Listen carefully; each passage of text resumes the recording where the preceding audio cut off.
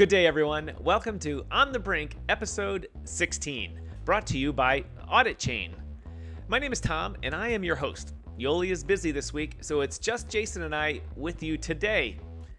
This week's show brings you two important topics. The first being our Pacioli Node as a service information and new partnership, and also a major new regulatory law was passed in the United States that is not only great for transparency, it sets the size of Auditchain's potential market in the US to include every level of government, from top to bottom. It's big, so listen up. And the person that's going to talk about both of these things on our show is our own lead architect, Jason Meyers. Jason? Thanks, Tom. Great to be here. A lot of stuff to talk about. We're going to do it in a short period of time, I hope. Well, it'll be good if we can keep you to a short period of time, because we always have a lot to talk about, because this part of the accounting / assurance financial reporting industry is probably evolving more in the past few months than it has in the past few years. And we have a couple of topics to talk about today. But I think one of the important things is that you have an announcement about Auditchain that hit the wires recently. Yeah. So we signed a deal with a company called Blocks. They're an infrastructure provider, Web3 infrastructure provider. And this collaboration allows anyone who wants to run a Pacioli node to subscribe to a service that serves it up within a few clicks, right? We call it Pacioli. So in essence, it's a virtual private machine or virtual private server?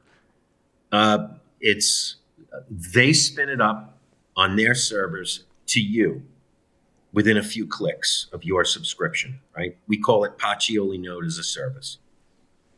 Nice. Yeah, so that'll accelerate adoption. It'll make it really easy for non-technical people who don't want to deal with Docker images and provisioning servers and all that stuff. So the accountants, a lot of accountants are non-technical people. A lot of the friction with adoption by accountants had to do with exactly this. So we've got a boatload of accountants that want to act on the network, but they want it to be easy.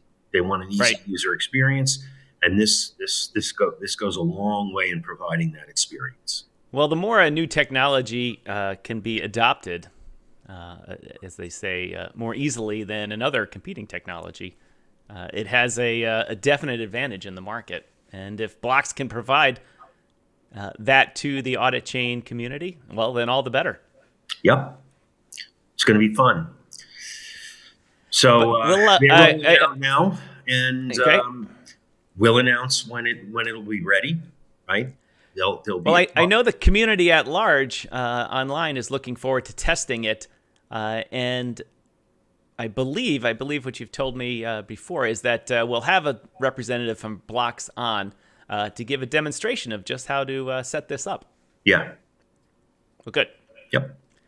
For those of you waiting to run your nodes, or those of you just wanting to learn about it and what does it mean by running a node, if you don't have experience doing that, we're going to tell you all about it in an upcoming episode of On The Brink.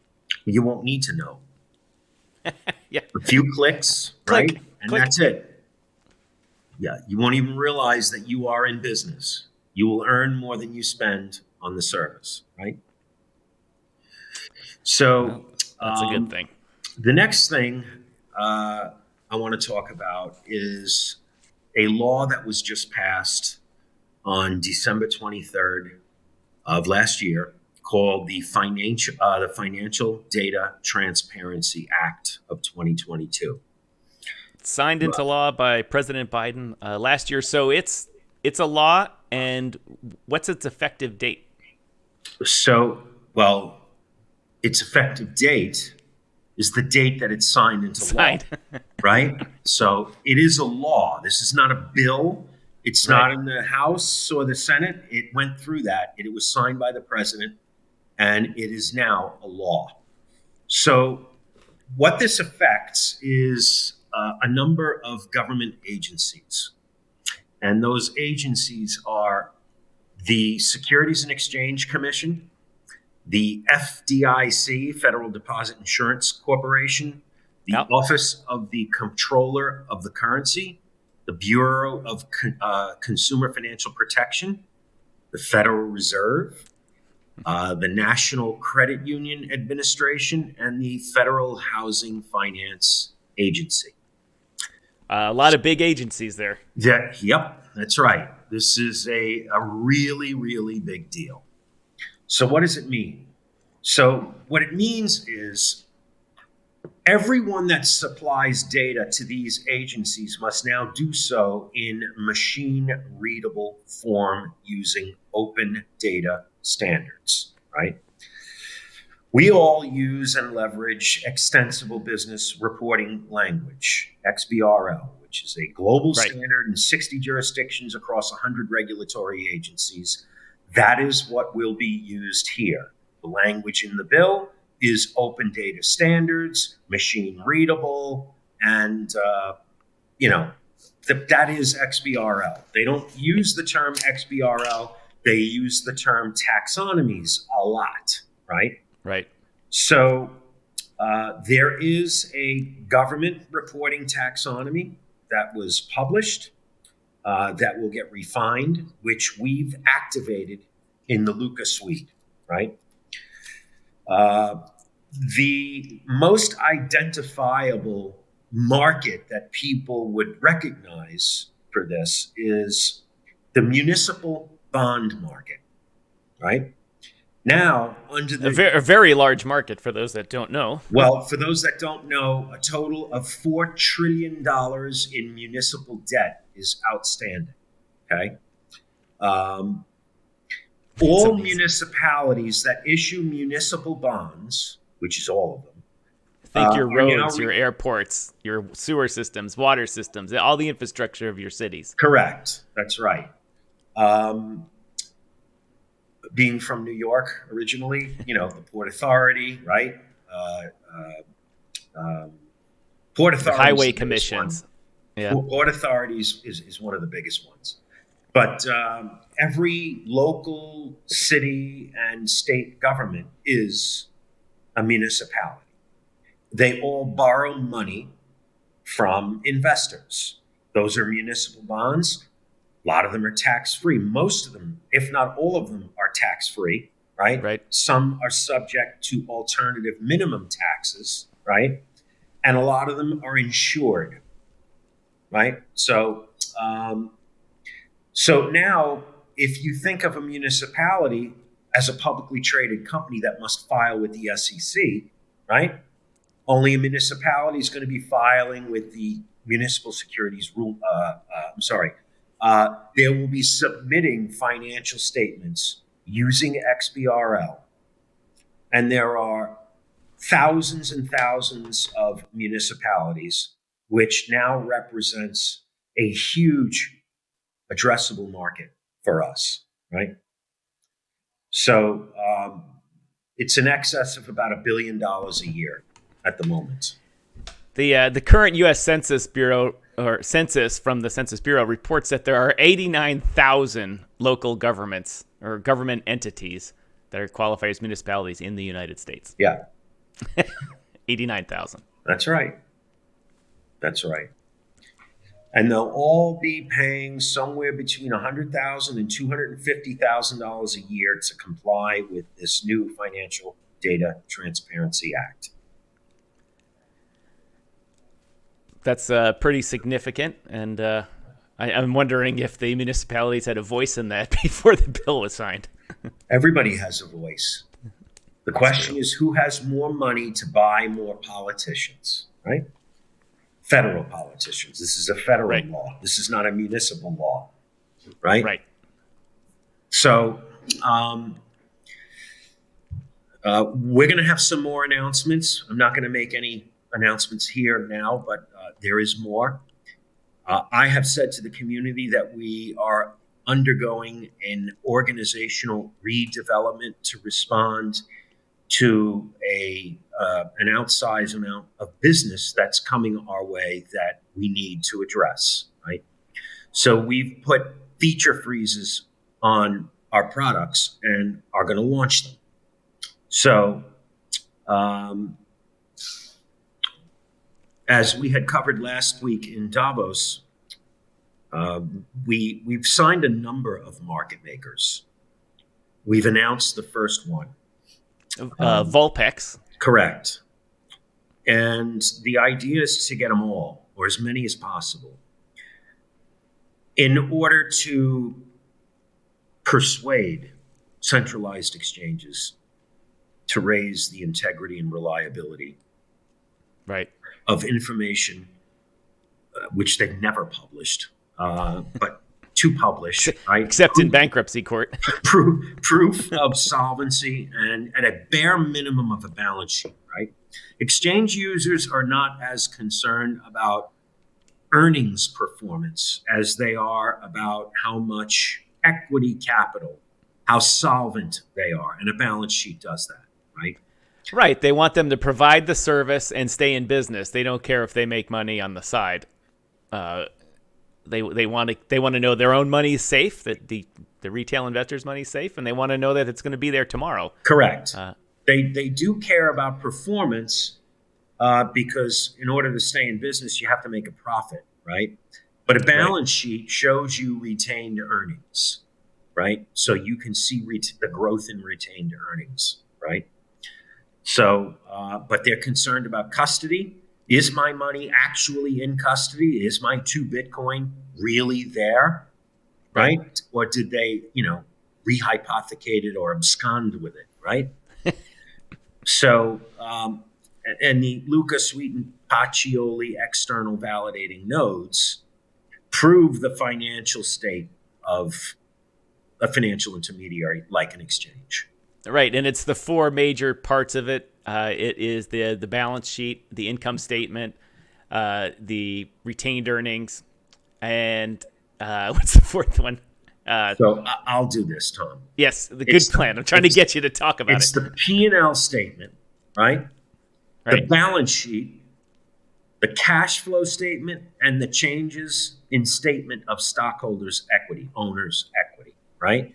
You must have all 4 financial statements because they are all interrelated. You cannot just use a balance sheet model. You have to include all 4 financial statements. You don't have to disclose all 4 financial statements, but they must be included in the calculations, right?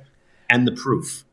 Right. And so, and I led you down this discussion because recently Sam Bankman was trying to explain to people that FTX was actually solvent and submitted a balance sheet that was about 6 columns in Excel. That's not a balance sheet. Right, exactly. This was entirely not proof of anything. It was just proof that he can make up something on Excel. It was a napkin. Right. And what I Luca think he does, drew the Excel cells. I don't think it was an actual Excel spreadsheet. Use the side of his handcuffs to draw a straight line. But the software, the Luca software, takes that information from the company that is using it and puts it out to those 4 statements that you've just mentioned. It creates the 4 statements. And that's what goes out to the... Yeah, if you're trying to get me to talk, I'll talk. Because let me do this. You take your trial balances, right? Your trial balances are the accumulation of credits and debits in a specific account in your accounting system, right? Right.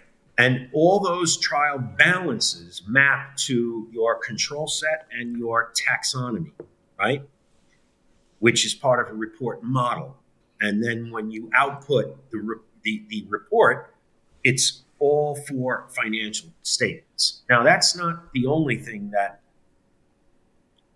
they must do. These entities have to get ready for this, right? Readiness is a big part.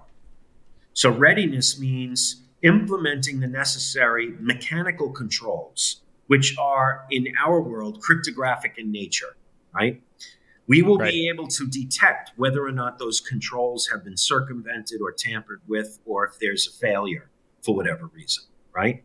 Because if there's a failure, then it's going to affect data that flows from transactions and custody to the accounting system from the accounting system to the Luca suite, right? And then out to the network of Pacioli Node node operators that prove the financial state and condition from an operational standpoint as well as financial, which includes custody, right?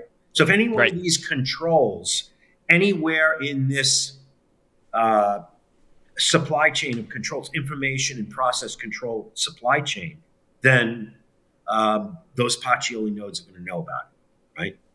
So the idea is to maintain continuous monitoring and compliance with those controls so that what you are articulating to your users is true and provable, right?